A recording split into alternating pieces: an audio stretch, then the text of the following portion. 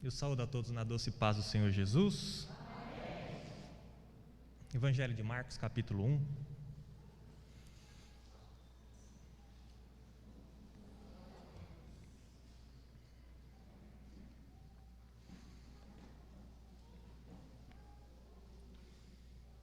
Agradecer a Deus pela vida que o Senhor nos concede.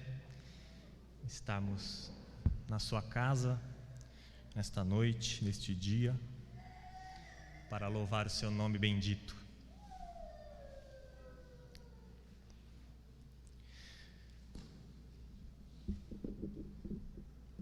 Evangelho de Marcos, capítulo 1.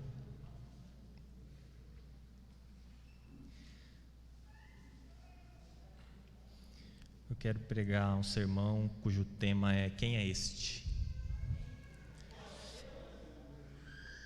Capítulo 1, verso 21 até o 28 de Marcos, diz assim: E eles entraram em Cafarnaum, e imediatamente no dia de sábado entrou na sinagoga e ensinava. E eles admiravam-se da sua doutrina, pois ele os ensinava como tendo autoridade e não como os escribas. E ali estava na sinagoga deles um homem com um espírito imundo, e ele gritava dizendo: Deixe-nos sozinhos, o que temos nós contigo, Jesus de Nazaré? Viestes destruir-nos? Eu sei quem tu és, o Santo de Deus. Mas Jesus repreendeu dizendo: Cala-te e sai dele. Então o espírito imundo, convulsionando-o e gritando em alta voz, saiu dele. E todos se espantaram de tal modo que questionavam entre si, dizendo: Que coisa é esta? Que nova doutrina é esta? Porque com autoridade ordena aos espíritos imundos, e eles lhe obedecem. E imediatamente sua fama se espalhou por toda a região ao redor da Galileia. Amém. Meus irmãos, Jesus, tendo iniciado o seu ministério, começava a pregar, começava a ensinar, estava angariando seus primeiros discípulos. E Jesus, nesta oportunidade, se dirige a uma cidade muito conhecida naqueles dias, uma cidade grande, uma cidade populosa, uma cidade que era uma rota mercante, uma rota de comércio muito conhecida naqueles dias, que agregavam pessoas das mais variadas, pessoas das mais diversas religiões, credos, crenças, pessoas das mais variadas, dos mais variados lugares daquele mundo antigo. Ali Jesus começa a iniciar o seu ministério, pregando. E ele vai a esta cidade por nome de Cafarnaum, em homenagem ao profeta Naum, o nome dessa cidade, né? E ele começa ali no dia de sábado a ensinar numa sinagoga, lugar de culto dos judeus naqueles dias. Jesus entra ali num dia de sábado, e naquele dia, na sinagoga, toda a sinagoga tem alguns livros da Bíblia, né, do Antigo Testamento. E no culto judeu, eles escolhem ali um dos livros ou uma passagem da Bíblia, e eles escolhem uma das pessoas ali, um dos leigos, para ensinar sobre aquele texto que foi lido, o que a gente conhece como pregação nos dias de hoje. E naquele dia, o sorteado para expor a palavra de Deus foi justamente o Mestre, justamente o Senhor Jesus. E ele começou a ensinar ali naquele lugar, começou a falar, começou a expor a palavra de Deus, começou a detalhar, começou a mostrar e explicar os textos santos das Escrituras. E ali aqueles homens começaram a notar que havia algo diferente na palavra daquele homem, Havia algo diferente provindo daquele ensinamento. Havia algo diferente vindo daquele ensino que antes eles não estavam vendo na boca de outras pessoas. E Jesus começou a ensinar o povo. E todos se admiravam por causa da sua autoridade. Jesus ensinava não como os escribas ensinavam. Jesus ensinava de uma forma gloriosa. Jesus ensinava de uma forma doce. As suas palavras pareciam mel aos ouvidos ou ao paladar daquelas pessoas. Todos começaram a se admirar. Todos se maravilhavam da sua doutrina, como diz o versículo 22. E eles viram que naqueles dias ninguém ensinava como Jesus estava ensinando. Jesus, ele trazia não algo novo. Jesus não gosta de nada novo. Deus já determinou, meus irmãos, todas as coisas. O que nós precisamos é permanecer naquilo que foi determinado pelo Senhor Deus. Jesus, ele não traz nada novo. Jesus, ele apenas explica o que é real, o que é verdadeiro, o que é proveitoso para a nossa vida e para a nossa família, para a nossa casa e para o nosso coração. Jesus ali estava apenas expondo aquelas escrituras e mostrando o que era a verdade de Deus para a vida daquelas pessoas. Jesus estava ali ensinando com uma autoridade que jamais foi vista naqueles dias. E Jesus ensinando, o seu maior ensino entre os evangelhos era sobre o reino de Deus. Deus veio estabelecer o seu reino de amor, de paz, de justiça e salvação entre nós. Jesus veio estabelecer algo que o povo de Israel havia deixado escapar por várias e várias vezes ao longo do Antigo Testamento. Havia deixado escapar a salvação das suas vidas, mas Jesus veio resolver um problema que ninguém mais poderia resolver, e ele definitivamente instaurou um reino de salvação, transportando os seus filhos do império das trevas para o reino do Filho do seu amor.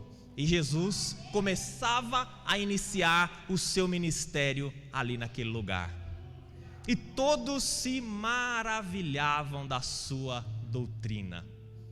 Porque, meus irmãos, não existe nada mais gratificante do que nós, ao termos sede, beber água, ao termos fome, comer, ao sentirmos calor, nos refrescar, ao sentirmos frio, nos aquentarmos. E aquele povo, com uma sede terrível, com uma sede da palavra de Deus, estavam sendo alimentados pela doce exposição da palavra que vinha da boca daquele mestre, do nosso mestre Jesus. E aqui, quando o Senhor Jesus começa a ensinar, começa a falar, começa a expor as escrituras, algo acontece. Diz a Bíblia que na sinagoga havia um homem, e aquele homem estava possuído por um espírito imundo. E Marcos, ele é um evangelho que mais vai tratar dessa temática. Ele usa muito essa expressão, espírito imundo. Ele usa muito essa expressão de destronar o inimigo do seu lugar. E ele é um evangelho que mostra com maior clareza como Jesus veio desfazer as obras das trevas e instaurar o seu reino de salvação, o seu reino de luz. E ali aquele demônio se manifesta, aquele espírito ali se manifesta no meio da sinagoga, e todos se admiram, continuam se admirando. Mas Jesus, ele veio para salvar o que se havia perdido. E sem demora, as palavras de Jesus são simples e objetivas. Diz assim: cala-te e sai dele. E imediatamente aquele espírito imundo saiu. Mas antes disso, leamos o texto com um pouco mais de atenção. O texto diz assim, versículo 24: deixe-nos sozinhos, o Espírito dizendo: deixe-nos sozinhos, o que temos nós contigo, Jesus de Nazaré? Viestes destruir-nos? Eu sei quem tu és, o Santo de Deus. Esse é Jesus, o Santo enviado de Deus. E é claro que quando ele diz isso, o próprio inimigo confessa quem é Jesus. E é lógico que aqui é o superlativo, é o mais santo, é inigualável. Como se dizia no Antigo Testamento, 3 vezes santo, ou mais santo de todos. E Jesus estava no meio dos homens, como Jesus está no meio da igreja nesses dias. Por que o inimigo diz isso? Porque ele tinha legitimidade, meus irmãos. Veja, a partir do momento que o ser humano pecou, lá no Éden, Adão e Eva, tomando o fruto e comendo aquele fruto, permitiu a entrada do mal em toda a criação de Deus. E toda a criação de Deus passou a habitar com o pecado. Toda a terra sofreu com a consequência do pecado. E todo ser humano sofre com a consequência do pecado. É inevitável. Naquela oportunidade, Adão e Eva entregaram tudo que Deus tinha dado para eles, para o mal. E agora o mal tem legitimidade, porque o mal não tomou nada à força, foi-lhe entregue por Adão e Eva, através do pecado. E ali, o Senhor agora, pregando a palavra, está destronando o inimigo do seu lugar, e transportando aquelas pessoas, tirando aquelas pessoas do reino das trevas, do reino do inimigo, o mesmo que ele fez conosco, quando éramos servos do pecado, quando éramos servos da iniquidade, quando nossas transgressões invadiam todos os lugares em que nós pisávamos. O Senhor nos resgatou com mão forte e nos colocou no lugar assentado entre os príncipes, um lugar de salvação, um lugar de paz, de justiça, de amor, e o pecado não tem mais domínio sobre nós. Oh glória! Esse lugar é um lugar de honra, esse lugar é um lugar privilegiado. E é isso que Jesus faz quando a Bíblia diz que ele repreendeu o inimigo. Porque repreender aqui no original é tirar do seu lugar, tirar da sua posição, tirar do lugar em que estava. Por isso que o inimigo teme tanto a vinda de Jesus. Porque ele sabe que quanto mais a vinda de Jesus se aproxima, mais cumpre-se o momento em que ele vai ser condenado para sempre. E meus irmãos, nesses últimos dias, nesses últimos tempos, eu diria neste ano de 2020, nós já vimos todos os sinais que apontam a volta do nosso Senhor Jesus. Somente em 2020, em 12 meses, nós já vimos todos os sinais que apontam para a volta do Senhor Jesus. Guerras e rumores de guerras, apostasia, esfriamento da fé, reinos, nações contra reinos, reinos contra reinos, nações contra nações, pestes, pestes, ou uma única peste. Mas sobre todas estas coisas está o Santo de Deus, o nosso Senhor.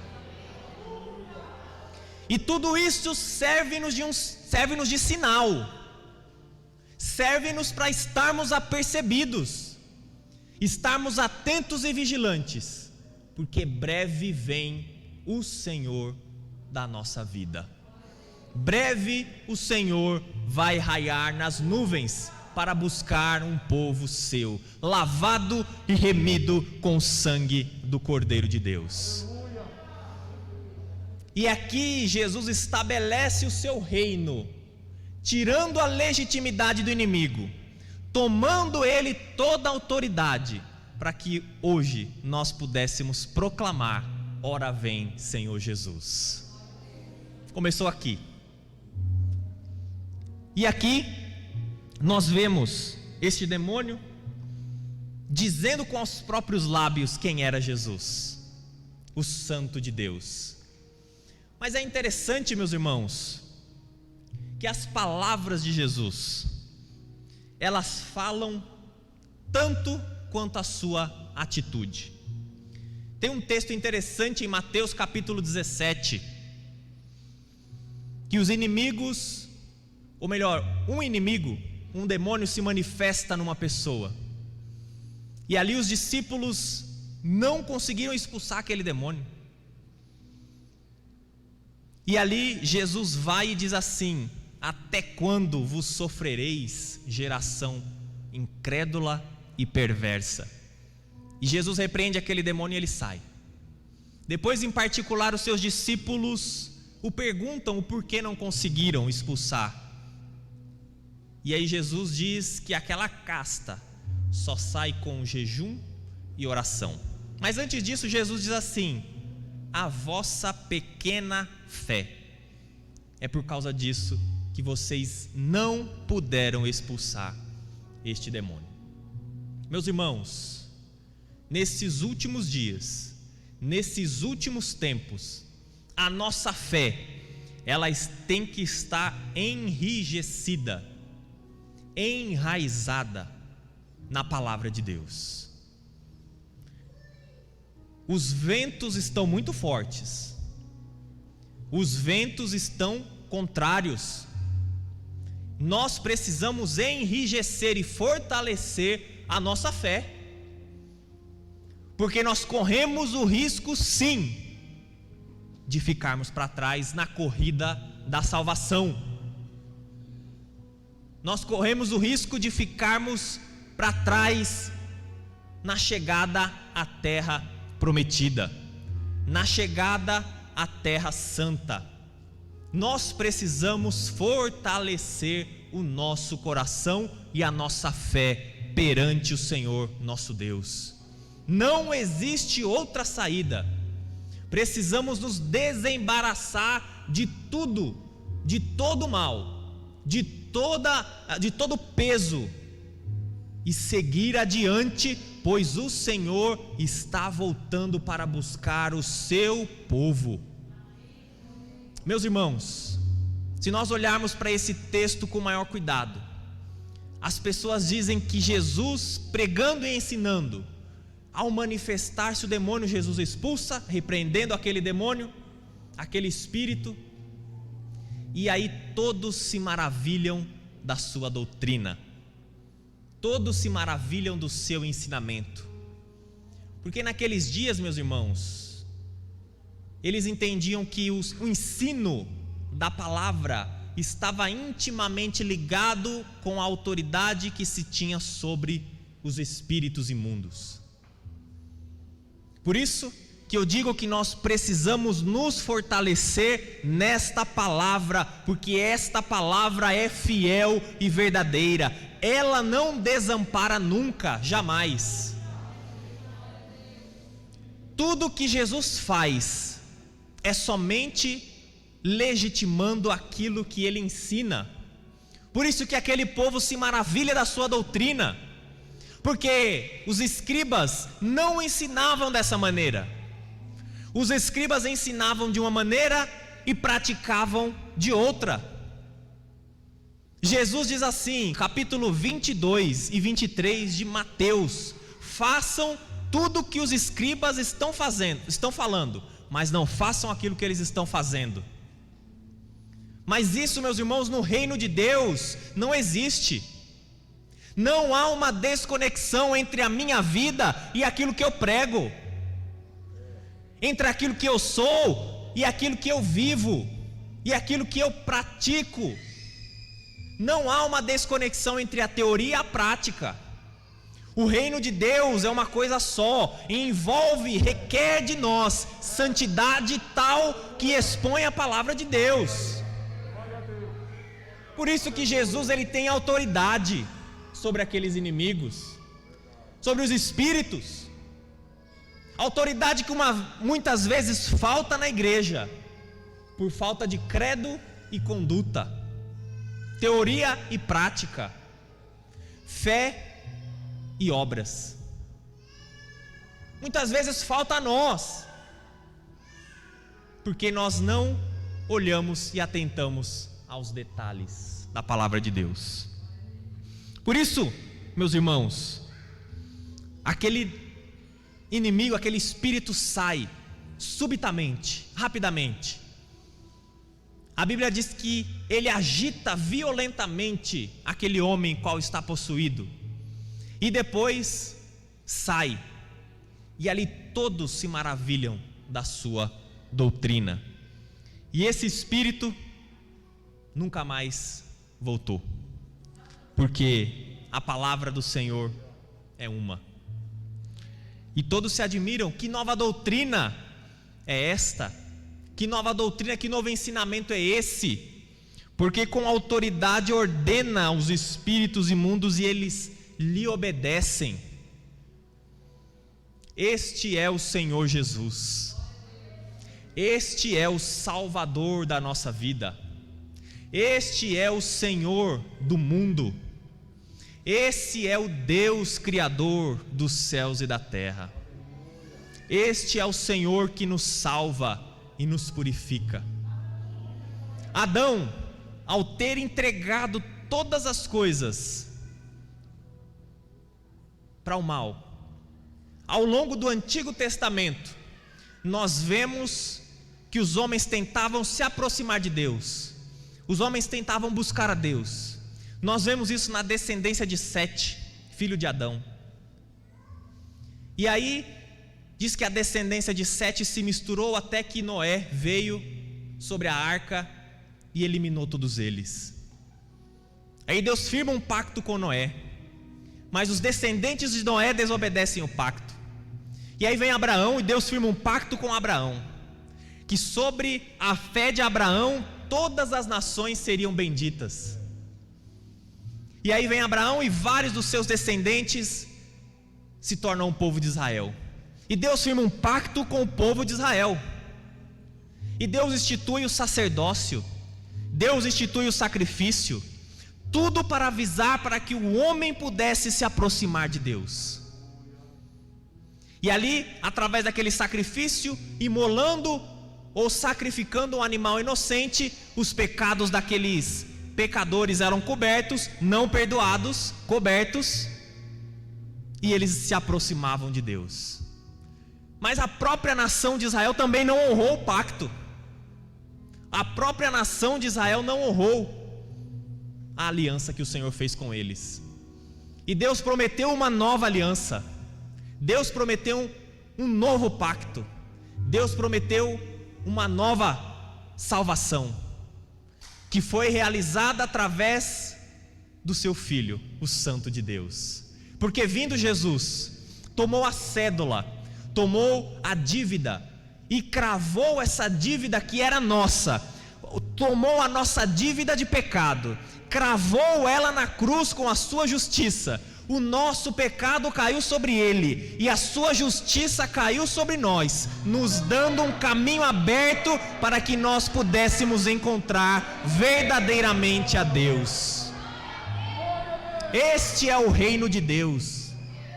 Este é o poder do Salvador, o nosso Senhor Jesus. Por isso que Ele é o Salvador do mundo. Porque o que ninguém conseguiu fazer em milênios, Ele fez cravando na cruz o nosso pecado, cravando na cruz os nossos erros, cravando na cruz a nossa indiferença para com Deus, e nos ligou de volta ao Senhor, o Deus Todo-Poderoso. Quem é este, meus irmãos? Este é Jesus de Nazaré. Este é o Senhor. Este é o nosso Rei. Ele é o Senhor de toda a terra. Ele é a raiz de Davi, o rebento do tronco de Jessé. Ele é um Deus maravilhoso, conselheiro, Deus forte, Pai da eternidade, príncipe da paz. Ele é a resplandecente estrela da manhã. Ele é o sol da justiça que brilha sobre todos nós. Ele é a rosa de Saron. Ele é o nosso eterno Salvador. Ele é o Santo de Deus. Ele é o Todo-Poderoso. Ele é aquele que fala e a terra treme. Ele é aquele que conta as estrelas, chama-as pelos seus nomes. Ele é o que conta o universo com a palma das suas mãos. É Ele que segura nas suas mãos toda a água do oceano do universo. Ele é o Senhor de toda a terra. Ele é o Criador. Ele é o Senhor da vida. Não existe vida fora dele. Ele é o pão da vida, o pão vivo que desceu do céu. Ele é o Santo de Deus. Ele é a ressurreição e a vida. Quem crê nele jamais morrerá. Ele é o Senhor de toda a criação, aquele que a criação reverencia de dia e de noite. Ele é o Deus que nos salva de todos os nossos pecados. Ele é o Rei dos reis e Senhor dos senhores. Esse é o nosso Deus, o Senhor Jesus. Quem é este? Esse é o nosso Deus. Esse é o nosso glorioso Salvador. O nosso glorioso Salvador, que vem logo, que vem breve, que vem daqui pouco tempo. Meus irmãos, a sua comitiva de anjos já está preparada. Nós estamos diante da terra prometida. As muralhas de Jericó logo vão se cair, e nós vamos adentrar e possuir aquilo que o Santo de Deus conquistou para todos nós. Por isso que você precisa desse Jesus. Se você quer ter vida, você precisa desse Jesus. Se você quer ter esperança, você precisa desse Jesus. Se você quer ter paz, você precisa desse Jesus. Porque o reino de Deus não é comida nem bebida, mas é justiça, paz e alegria do Espírito Santo de Deus. Se você quer ter alegria, você precisa desse Jesus. Se você quer morar e ter uma eternidade com Deus, você precisa deste Jesus. Jesus, esse é o nome mais lindo que eu conheço. Meus irmãos, fiquemos firmes, pois já é a última hora.